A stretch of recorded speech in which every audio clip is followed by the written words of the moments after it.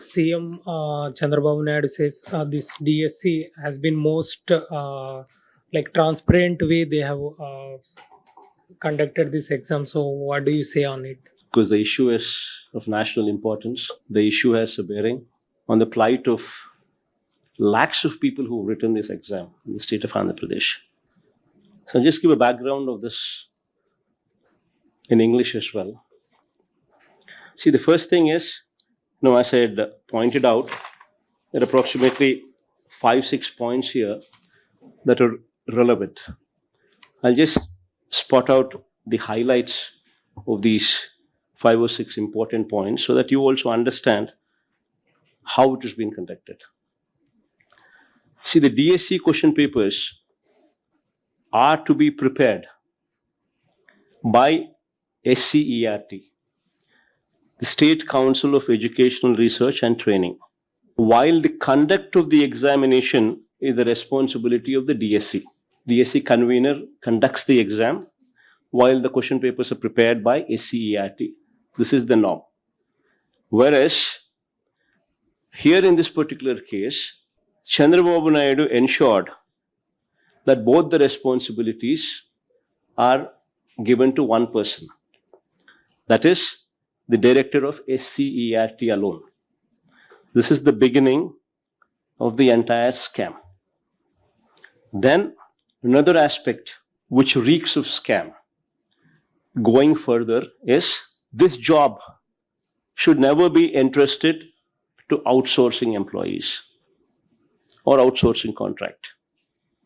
Whereas, in this particular case, you have a situation where one such outsourcing employee involved in this process secured first rank in the social studies category in Krishna district and 6th rank in zone 2 in the TGT, that is trained graduate teacher Telugu examination. An outsourced employee working within the department secures first rank in the same very exam. And you know what the irony is? This person was not given the job. Why was his ID and his data removed? Why was his name removed from the merit list? The first merit list had his name. The second merit list, the name was removed. Why wasn't he invited for verification? And the worst part is, this person went to the court. And why did he go to the court? These people say this person did not turn up for verification of certificates, and that is why we could not give him a job. Somebody who scored first rank and somebody who's gone to the court. And these people say he did not turn up for verification. Whereas the reality is, his ID was removed, his data was removed, the merit list was changed. He was not even invited for verification. So now this is where the leak is clearly evident. Now, did the leak stop with one person? How many people actually obtained the question paper beforehand? Now, what is the extent of the leak? What is the extent of the scam? How much of money exchanged hands? Now, these details are to be probed into.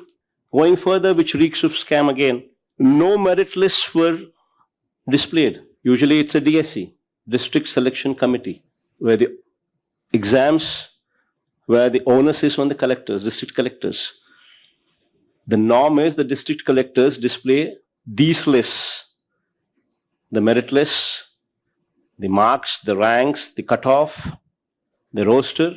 All these things are usually put up for public domain at the collector's office. First time, this person, in Chandrababu's regime, it was removed from public domain, it was removed from display. They have come out with a theory of centralized list.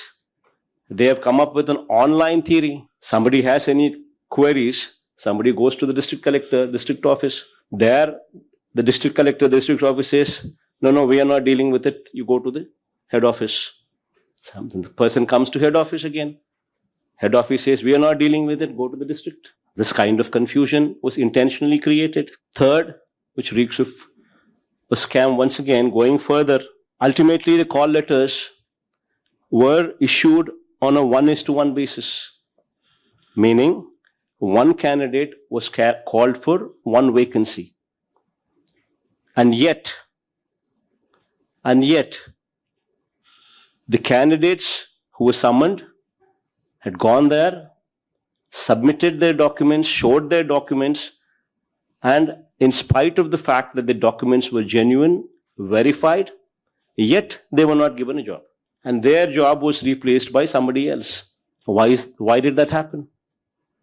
Whereas the Rule 20 of the recruitment process itself clearly says that after considering all the GOs in existence, all the rules in existence, after considering the merit, the cutoff, the ranks, and also considering vertical reservations and horizontal reservations, the lists should be selected. The finalized list should come out, and the call letters sent. In spite of that, now where and why were they not given the jobs? In spite of being called on a 1:1 basis, when their certificates were genuine. Now going further, these people have come out with a sports quota, which is yet another scam. Chandrababu Naidu replaced the earlier existing GOs, GO number 74, which was prevalent since 2012. Chandrababu Naidu replaced that existing 74 GO, the sports quota GO, through GO number 4 and through GO number 47. Both these GOs speak of the candidate selected in sports quota, the candidate getting a job through sports quota, need not even write DSC exam. This is the biggest scam. You're giving teacher posts. People are selected to teach children in math, in Hindi, in Telugu, in social sciences, etc. and etc., without even having to go through a DSC exam. And the worst part is, the person who's sitting beside me, Durgaya, is a national games gold medalist. He was given, he was sent a call letter on 1:1 basis, and yet he was denied a job. The worst part is, jobs were given on participation basis. Forget about medals. All what is needed is participation. And you know where? Inter-district, inter-college, inter-universities. All what one had to do is participate. And you know what the worst part is? The association presidents for these games, the softball and the judo, are none other than TDP MLA. TDP MLA, Kuna Ravi Kumar, is a softball association president.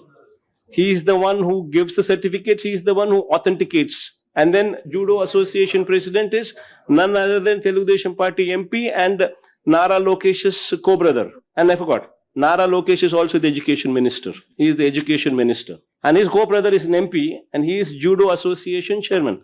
Now he only gives the certificate, he only authenticates certificates. And what one needs to do is just participate. Forget about medals. Now what kind of a scam is this then? Now the worst part is, after he had scrapped GO number 74 and issued GO number 4 and GO number 47, and after his people were recruited, then he shut the gates again, scrapping the very own GOs, that is GO number 4 and GO number 47, scrapping those very GOs by issuing GO number 23, GO number 26 and GO number 4 and GO number 47 were scrapped by GO number 23, GO number 25 and GO number 56. The gates are lifted, he brings people in, then again the gates are closed. Now, what kind of a scam is this? In fact, there is also a videotape. Literally, people demanding money. 15 lakhs to 20 lakh rupees. Okay, fine. That's a different aspect where directly the Telugu Desam Party MLA and Telugu Desam Party MP themselves are issuing certificates and issuing the authentication and filling up the sports quota. Well, that's a separate issue. But you also have videos being circulated, which are where the police have filed an FIR. And the worst part is, What was the response of the police? When somebody is demanding 15 lakhs, 20 lakhs from candidates for allotting the posts, for giving the posts, the police just book a case, not even mentioning whose telephone number it is. They just say suspect. And then they give a station bail. They don't even arrest. They give a station bail. What kind of corruption is this? What kind of a scam is this? 16,000 posts, lakhs of people attend to this exam. People study for years together, put in their best effort to get a teacher job. And look at the scams going on here. And who is the minister? Chandrababu Naidu's own son, Nara Lokesh, is the education minister. And who is the chief minister? Directly Chandrababu Naidu himself. And who are the agencies who can probe into these? If Chandrababu Naidu is given the freedom to do so, it would be his own police, it would be his own officers who report to him. Then how does one get justice? So it's very important that to instill confidence in the minds of the people, especially in the state of Andhra Pradesh, that a CBI inquiry should be brought in so as to instill confidence in the minds of the people in the state of Andhra Pradesh. And this is the scam. Now, I've shown you all the evidences. I put forth literally all the GOs, all the videos, all the call letters. I put forth all the GO, everything. With all evidences, this document is being put forth. And if this does not warrant a CBI inquiry, then what does? And this is the merit list. You see this merit list? It's been changed. At their will, at their fancy. The first list says the outsourced employee is ranked number 1. In the second list, there is no name. Name has been changed. Name has been removed. And the outsourced the outsourced employee goes to the court